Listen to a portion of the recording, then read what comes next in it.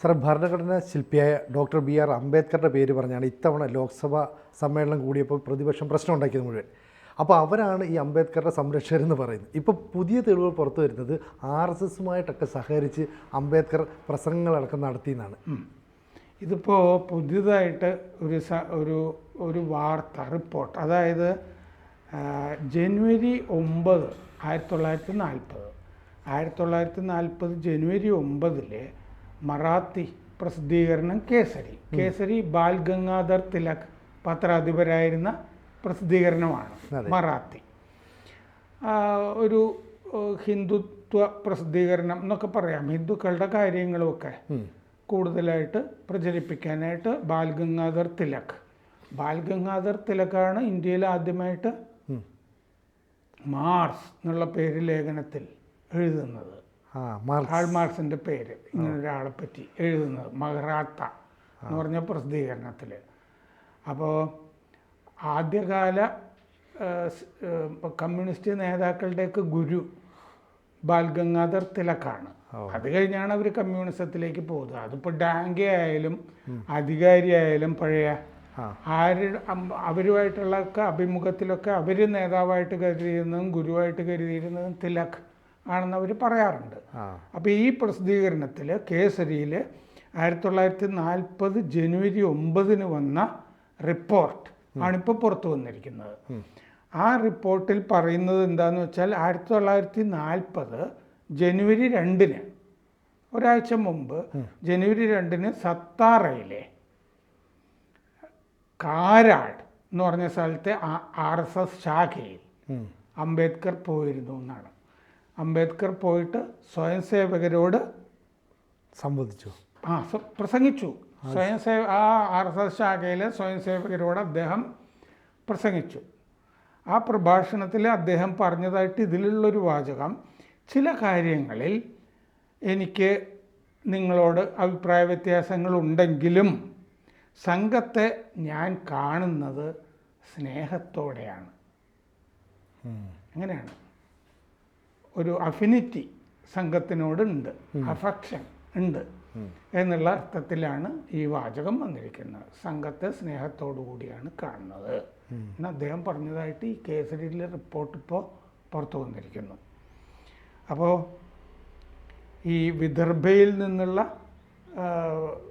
മറ്റേ സ്വയം സേവകരാണ് ഇത് കണ്ടെത്തി പുറത്തുവിട്ടിരിക്കുന്നത്. പണ്ട് ദത്തോപന്ത് ടെങ്ഡി, മറ്റേ RSS നേതാവ്, അദ്ദേഹം doctor Ambedkar and the journey of social revolution എന്നൊരു പുസ്തകം എഴുതിയിട്ടുണ്ട്. ദത്തോപന്ത് ടെങ്ഡി അതിൻ്റെ 8ാം അധ്യായത്തിൽ പറഞ്ഞിരിക്കുന്ന ഒരു വാചകം, അംബേദ്കർക്ക് സംഘത്തെപ്പറ്റി പൂർണ്ണ ബോധ്യം ഉണ്ടായിരുന്നു. സംഘപ്രവർത്തകർ നിരന്തര സമ്പർക്കത്തിലായിരുന്നു അംബേദ്കറുമായിട്ട്. ചർച്ചകൾ അംബേദ്കറുമായിട്ട് നടത്തിക്കൊണ്ടിരുന്നു. ഹിന്ദുക്കളുടെ ദേശീയ സംഘടനയാണ് സംഘം എന്ന് അദ്ദേഹത്തിന് അറിയാമായിരുന്നു. മറ്റ് ഹിന്ദു സംഘടനകളിൽ നിന്ന് വ്യത്യസ്തമാണ് RSS എന്നറിയാമായിരുന്നു. സംഘത്തിൻ്റെ വളർച്ചയ്ക്ക് വേഗത പോരാ എന്നൊരഭിപ്രായം അദ്ദേഹത്തിന് ഉണ്ടായിരുന്നു. അതിൽ മാത്രമായിരുന്നു അദ്ദേഹത്തിന് ശങ്ക ഉണ്ടായിരുന്നത് എന്ന് ടെങ്ഡി ഈ പുസ്തകത്തിൽ പറഞ്ഞിട്ടുണ്ട്. അപ്പോൾ 85 കൊല്ലം മുമ്പത്തെ ഒരു റിപ്പോർട്ടാണ് ഇപ്പോൾ പുറത്തു വന്നിരിക്കുന്നത്. അദ്ദേഹം ഇതുപോലെ തന്നെ 1939 പൂനെയിലെ RSS ക്യാമ്പിനെ അദ്ദേഹം അഭിസംബോധന ചെയ്തിരുന്നു. അതിൽ അദ്ദേഹം പറഞ്ഞിരുന്നു, ഈ സംഘം പ്രവർത്തകർ ഈ സമതയോടുകൂടി, ഈക്വാളിറ്റി, സമത്വത്തോടുകൂടി ഇങ്ങനെ മുന്നോട്ട് നീങ്ങുന്നത് എന്നെ വിസ്മയിപ്പിക്കുന്നു. അതിൻ്റെ സാഹോദര്യവും എന്നെ വിസ്മയിപ്പിക്കുന്നു. ഓരോരുത്തരും അവരവരുടെ ജാതി എന്താണെന്ന് അന്വേഷിക്കാതെ മുന്നേറുന്നതാണ് എന്നെ വിസ്മയിപ്പിക്കുന്നത് എന്ന് അദ്ദേഹം പറഞ്ഞിരുന്നു. I am surprised to find the swayamsevaks moving about in absolute equality and brotherhood without even caring to know the caste of others. ഓരോരുത്തരുടെയും ജാതി അന്വേഷിക്കാതെ തന്നെ ഒന്നിച്ചിങ്ങനെ മുന്നേറുന്നത് വിസ്മയമാണ്. അതായത് ഹിന്ദുക്കളായിട്ടാണല്ലോ, അതെ, മൊത്തം ഹിന്ദുക്കൾ എന്നുള്ള ഒറ്റ ആശയത്തിൽ, അതാണ്, അല്ലാതെ ജാതി നോക്കിയിട്ടല്ല നിൽക്കുന്നത്. ഇതുപോലെ ഈ ഗാന്ധി വാർധയിലെ RSS ക്യാമ്പിൽ 1934 പോയിരുന്നു. പല സമുദായങ്ങളിൽപ്പെട്ടവരും പല മതത്തിൽപ്പെട്ടവരുമൊക്കെ അതിലുള്ളത് അദ്ദേഹം കണ്ടു. അപ്പോൾ ഒരു സ്വയം സേവകനിലും ഗാന്ധി ജാതി ചിന്ത കണ്ടില്ല. അവർ ഒന്നിച്ച് ജീവിക്കുകയും ഒന്നിച്ച് ഭക്ഷണം കഴിക്കുകയും ചെയ്യുന്നതാണ് ഗാന്ധി കണ്ടത്. ഗാന്ധിക്ക് അതിൽ അത്ഭുതമുണ്ടായി. അത് സ്വാഭാവികമായിരുന്നു. അപ്പോൾ സർസംഘചാലക് ഹെഡ്ഗേവാർ പറഞ്ഞു ഗാന്ധിയോട്, ഐത്തോച്ചാടനം ഞങ്ങൾ നടപ്പാക്കിയിട്ടില്ല, ഞങ്ങൾ ഹിന്ദുക്കൾ ആണ് എന്ന് എല്ലാവരോടും പറയാറുണ്ട്. ഈ ഐക്യം കാരണം, അതായത് ഹിന്ദു എന്നുള്ള ഐക്യം കാരണം സംഘത്തിന് ജാതി ചിന്തയില്ല. നാം ഹിന്ദുക്കൾ എന്ന വികാരമേ ഉള്ളൂ. അപ്പോൾ ഹിന്ദുക്കളായിട്ട് ഒന്നിച്ച് നിന്നാൽ മതി. ഐത്തോച്ചാടനം എന്ന് പറഞ്ഞ് പ്രത്യേകിച്ച് ഇറങ്ങേണ്ടതില്ല. അതാണ് ഐത്തോച്ചാടനം തന്നെ കാക്കിനിടയിൽ വെച്ചിട്ടുള്ള ACC സമ്മേളനത്തിലാണ് കോൺഗ്രസിൻ്റെ പദ്ധതി ആകുന്നത്. ആര്യ സമാജത്തിൻ്റെ സ്വാമി ശ്രദ്ധാനന്ദ കോൺഗ്രസിൽ നിന്ന് രാജിവെച്ചു പോയിരുന്നു. രാജിവെച്ചു പോകാനുള്ള കാരണം തന്നെ ഐത്തോച്ചാടനം കോൺഗ്രസിൻ്റെ പദ്ധതി ആകുന്നില്ല എന്ന് പറഞ്ഞിട്ടാണ്. അപ്പോൾ ഹിന്ദുക്കളെ സംബന്ധിച്ച് ഈ ജാതി ഇല്ലാത്ത പ്രസ്ഥാനം, പരിഷ്കരണ പ്രസ്ഥാനമൊക്കെ ആര്യ സമാജം പോലത്തെ പ്രസ്ഥാനങ്ങളൊക്കെ ഹിന്ദുക്കൾക്കുണ്ട്.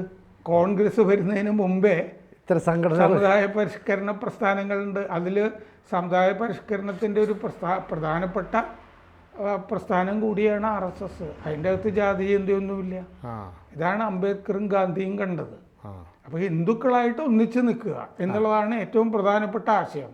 അപ്പോൾ തന്നെ ജാതി ചിന്ത അതിൻ്റെ അകത്തില്ലാതെ വരുന്നു. അതാണ് സംഭവം. അപ്പോൾ ഈ മറ്റേ സ്വാതന്ത്ര്യ സമരമായിട്ട് RSSന് എന്താണ് പങ്ക് എന്നൊക്കെ കോൺഗ്രസ്സുകാരൊക്കെ ചോദിക്കാറുണ്ട്. വിവരമില്ലാഞ്ഞിട്ടാണ്.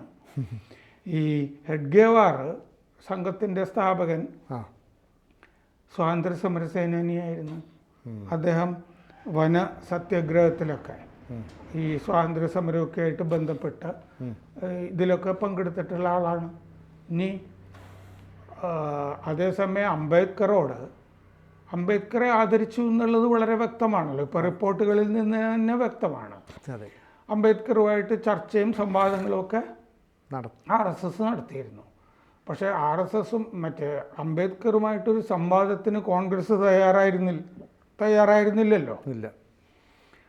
അംബേദ്കറെ 1952 54 നെഹ്റു തോൽപ്പിച്ചു. ബോംബെയിലും പിന്നെ അടുത്ത ഉപതെരഞ്ഞെടുപ്പിലും ഭണ്ഡാരയിലെ ഉപതെരഞ്ഞെടുപ്പിലും തോൽപ്പിച്ചു. പക്ഷെ ഭണ്ഡാരയിൽ ഈ ടേങ്ഡി അംബേദ്കർക്ക് വേണ്ടിയൊക്കെ പ്രവർത്തിച്ച ആളാണ്, പ്രചാരണ രംഗത്തുണ്ടായിരുന്ന ആളാണ്. ദത്തോബന്ത് ടേങ്ഡി. ജനസംഘം ഈ ഭണ്ഡാരയിലെ 1954 ഉപതെരഞ്ഞെടുപ്പിൽ അംബേദ്കർക്ക് വേണ്ടി പ്രചാരണം നടത്തിയിരുന്നു, പ്രവർത്തിച്ചിരുന്നു. അതേസമയം 1952 ഉപതെരഞ്ഞെടുപ്പിൽ ഡാംഗെ അംബേദ്കർക്ക് എതിരായിട്ടാണ് പ്രവർത്തിച്ചിരുന്നത്. അംബേദ്കർ ഒറ്റുകാരനാണ് എന്നുള്ള ലഘുലേഖയൊക്കെ പുറത്തിറക്കി വിതരണമൊക്കെ ചെയ്തിരുന്നു. പിന്നെ 74,000-ഓളം വോട്ടുകൾ എണ്ണിയില്ല. ഇരട്ട മണ്ഡലമായിരുന്നു. അപ്പോൾ കോൺഗ്രസ്സുകാർ പോയിട്ട് പട്ടികജാതി വർഗക്കാർക്ക് വേറൊരു സീറ്റും കൂടി ഉണ്ടായിരുന്നു അവിടെ. അംബേദ്കർ പക്ഷേ ജനറൽ സീറ്റിലാണ് മത്സരിക്കുന്നത്. അപ്പോൾ ഈ പട്ടികജാതി വർഗക്കാരെ പറ്റിച്ചിരുന്നു കോൺഗ്രസ്. മറ്റേ വോട്ട് മുഴുവൻ അംബേദ്കർക്ക് ചെയ്താൽ മതിയെന്ന്. അപ്പോൾ അവർ മറ്റേ രണ്ടിടത്തും വോട്ട് ചെയ്തു. അങ്ങനെയാണ് 74,000 വോട്ട് എണ്ണാതെ പോയത്. അങ്ങനെ പറ്റിച്ചിട്ടാണ് 74,000 വോട്ട് അവിടെ പാഴായിപ്പോയി. അതിനെ തുടർന്നാണല്ലോ ഇലക്ഷൻ കമ്മീഷനെ സമീപിക്കുന്നതും കേസ് കൊടുക്കുന്നതൊക്കെ. മറ്റേ കേസൊന്നും വിജയിച്ചില്ല. അത് കഴിഞ്ഞാണ് 54 ഉപതെരഞ്ഞെടുപ്പ് വരുമ്പോൾ അദ്ദേഹം മത്സരിക്കുന്നത്. അതിലും തോറ്റുപോയി. 1946 ഇടക്കാല മന്ത്രിസഭയിൽ അംബേദ്കറെ നെഹ്റു മന്ത്രിയാക്കിയില്ല. പിന്നെ ഗാന്ധിയുടെയൊക്കെ സമ്മർദ്ദം കൊണ്ട് 1947 മന്ത്രിയാക്കുന്നത്. അപ്പം നിയമവകുപ്പേ കൊടുത്തുള്ളൂ. അത് അത്ര കാര്യമായ വകുപ്പൊന്നുമല്ലല്ലോ. വിദ്യാഭ്യാസമാകാം അദ്ദേഹത്തിന്, സാമ്പത്തികമായി ബന്ധപ്പെട്ട കാര്യങ്ങളാകാം, കൊടുക്കാതെ നെഹ്റു കൊടുക്കില്ല. അത് കഴിഞ്ഞ് അംബേദ്കർ ഇത് പറയുന്നുണ്ട് അദ്ദേഹത്തിൻ്റെ അടുത്ത്, ആ എനിക്ക് വേറെ കാര്യങ്ങളൊക്കെ അറിയാം.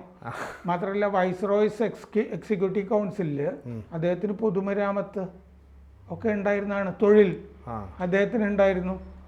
വൈസ്രോയ്സ് എക്സിക്യൂട്ടീവ് കൗൺസിലിലെ അംഗം എന്ന് പറഞ്ഞാൽ ആ വകുപ്പിൻ്റെ മന്ത്രിയായിട്ട് തന്നെയാണ്. അംഗം എന്ന് പറയുന്ന ആൾ മന്ത്രി എന്നുള്ള പദവിയുള്ള ആളാണ്. എന്നിട്ട് പ്ലാനിങ് പിന്നെ കൊടുക്കാമെന്ന് പറഞ്ഞു. പുതിയൊരു വകുപ്പ് പ്ലാനിങ് ഉണ്ടാക്കുന്നുണ്ട്, ആസൂത്രണം. അത് പക്ഷെ ഉണ്ടാക്കിയപ്പോൾ അംബേദ്കർക്ക് കൊടുത്തുമില്ല. ഹിന്ദു കോഡ് ബില്ല് കഷ്ണം കഷ്ണമായിട്ട് അവതരിപ്പിക്കാനായിട്ടും അവതരിപ്പിക്കണ്ട എന്നൊക്കെ പറഞ്ഞ് ആശയക്കുഴപ്പം ഉണ്ടാക്കി. അംബേദ്കർ 1951 രാജിവെച്ചു നെഹ്റു മന്ത്രിസഭയിൽ നിന്ന്. അപ്പോൾ എന്തുകൊണ്ട് രാജിവെച്ചു എന്ന് അദ്ദേഹം പറഞ്ഞതൊക്കെ രാഹുൽ ഗാന്ധിയും പ്രിയങ്ക ഗാന്ധിയൊക്കെ എടുത്ത് വായിക്കുന്നത് നല്ലതായിരിക്കും. മറ്റു കോൺഗ്രസ്സുകാർക്ക് പിന്നെ വായന ഉണ്ടോ ഇല്ലയോ എന്നുള്ളത് നമുക്കറിയില്ല. എന്നാലും ഇതൊക്കെ എടുത്ത് വായിക്കേണ്ടതാണ്. അംബേദ്കർ ആരാണ്, എന്താണ്, കോൺഗ്രസ്സുകാർ എങ്ങനെയാണ് ചവിട്ടി താഴ്ത്തിയത് അംബേദ്കറിനെ എന്നൊക്കെ ചരിത്രത്തിൽ ഉണ്ട്. കൂടുതൽ വാർത്തകളും വിശേഷങ്ങളും നിങ്ങളിലേക്ക് എത്താൻ ABC മലയാളം സബ്സ്ക്രൈബ് ചെയ്യുക, ബെൽബട്ടനും അമർത്തുക.